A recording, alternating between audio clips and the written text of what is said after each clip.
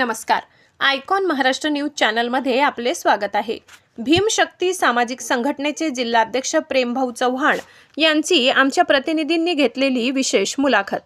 सामाजिक, शैक्षणिक, आरोग्य आणि कामगार क्षेत्रात उल्लेखनीय कार्य केल्यानंतर आता ते छत्रपती संभाजीनगर महानगरपालिका निवडणुकीत उतरण्याचा निर्धार व्यक्त करत आहेत. नागरिकांच्या मूलभूत समस्या, विकास कामे, रोजगार तसेच दुर्लक्षित घटकांना न्याय मिळवून देणे हे आपले प्राधान्य असल्याचे त्यांनी स्पष्ट केले. लोकांचा विश्वास जिंकत प्रभागाच्या सर्वांगीण विकासासाठी काम करणार असल्याचा विश्वासही त्यांनी व्यक्त केला. नमस्कार. छत्रपती संभाजीनगर महापालिकेच्या निवडणुकीची धामधूम जोरात सुरू झाली आहे. अनेक उमेदवारी अर्ज दाखल करणार आहेत. आपल्यासोबत आहे भीमशक्तीचे नेते प्रेमभाऊ चव्हाण. आज आपण त्यांच्याशी बोलणार आहोत. भाऊ, तुम्ही पण निवडणूक लढवणार आहात. आपण कोणत्या पक्षाकडून निवडणूक लढवणार आहात की अपक्ष निवडणूक लढवणार आहात? अपक्ष नाही, मी प्रभाग 24 मधून काँग्रेस पक्षाकडे मी उमेदवारी मागितलेली आहे. माझी या अगोदर मुलाखतही झालेली आहे आणि माझं 100% काँग्रेस पक्षाकडून निवडण्याची माझी तयारी आहे. भाऊ, आपण निवडणुकीला सामोरं जात आहे. आपल्या प्रभागामध्ये काय समस्या आहे आणि त्या सोडवण्यासाठी आपल्याकडे काय विजन आहे?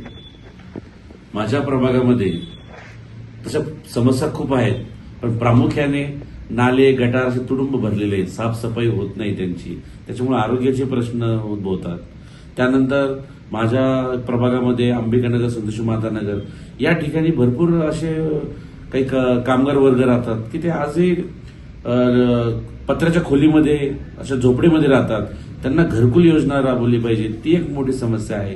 त्यानंतर माझ्या वार्डामध्ये खेळायला मुलांना मैदानच नाहीये, मोकळे मैदानच नाहीये, वयोवृद्ध बसांना जागाच नाहीये. त्यानंतर माझ्या प्रभागामध्ये महानगरपालिकेची जी शाळा आहे ती अशी अद्ययावत शाळा नाहीये. त्या ठिकाणी असे जे महत्वाचे मुलांना पुढे भविष्यामध्ये काम येईल असे कम्प्युटर्स प्रोजेक्ट हे नाहीये. त्यानंतर माझ्या वार्डामध्ये बेरोजगारचा खूप मोठा प्रश्न आहे.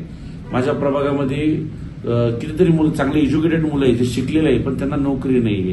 कारण की आणि खूप काही मुलं व्यसनाधीन झालेले, ते तुम्ही ऐकलं असाल, चरस, गांजा, बटन या प्रकारचे खूप मुलं आपल्या इथं व्यसनाधीन झालेले आहेत.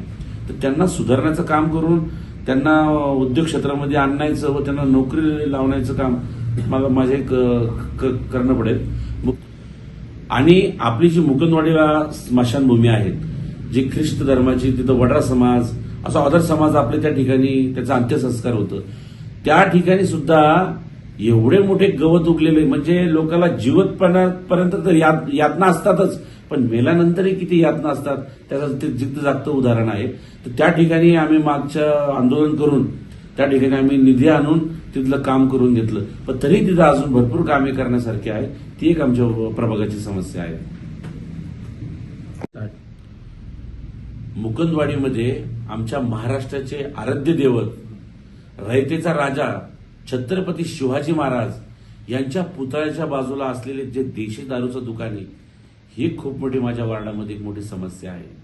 नगरसेवक झाल्यानंतर ते प्रामुख्याने ती देशीचं दारू दुकान मी नक्की बंद करेल. आणि शासनाच्या ज्या विविध योजना असतात त्या नागरिकापर्यंत पोहोचल्या जातच नाही, आणि त्या पोहोचल्या गेल्या पाहिजे. नागरिक आणि प्रशासन यांचा मधला जो दुवा असतो तो नगरसेवक असतो. माझ्या मते ही एक खूप मोठी समस्या आहे की नागरिकापर्यंत ह्या योजनाच पोहोचल्या जात नाही. माझ्या प्रभागामध्ये प्रत्येक वार्डामध्ये सीसीटीव्ही बसलेले नाही. सीसीटीव्ही कधी बसले तर महिलावर होणारे जे अत्याचार असतील किंवा त्यांचे जे, माझ्या प्रभागामध्ये प्रामुख्याने नाले, गटार एकदम तुडुंब भरलेले आहे. त्याची कितीतरी वर्षापासून साफसफाई झालेली नाही. तेथील आजूबाजूच्या नागरिकांना मरण यातना सहन करावं लागतात. ती एक मोठी समस्या आहे. आणि महानगरपालिकेची जी आपल्या इथं शाळा आहे प्रभागामध्ये, ती काही एवढी अद्ययावत नाही. आज सर्वच पालकांना असं वाटतं की माझे मुलं एक चांगल्या सेमी इंग्लिश मीडियममध्ये शिकले पाहिजे, परंतु त्या ठिकाणी अगर चांगली व्यवस्था केलं, कम्प्युटराइज, प्रोजेक्टर, चांगले उपक्रम त्या ठिकाणी राबवले तर मुकुंदवाडीमध्ये आमचे महाराष्ट्राचे दैवत, रयतेचा राजा छत्रपती शिवाजी महाराज यांच्या पुतळ्याच्या बाजूला असलेलं देशीचं दारूचं दुकान ही खूप मोठी आमची समस्या आहे. त्यानंतर शासनाच्या एवढ्या विविध योजना असतात त्या नागरिकापर्यंत पोहोचवल्याच जात नाही. नागरिक आणि प्रशासनामधला दुवा जो असतो तो नगरसेवक असतो.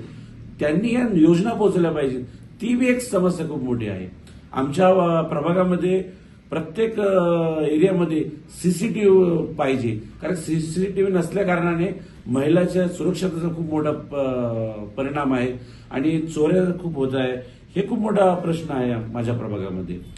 आणि बरोबर ना भाऊ, प्रभाग क्रमांक 24 मधून बरेच काँग्रेसकडून इच्छुक उमेदवार आहेत.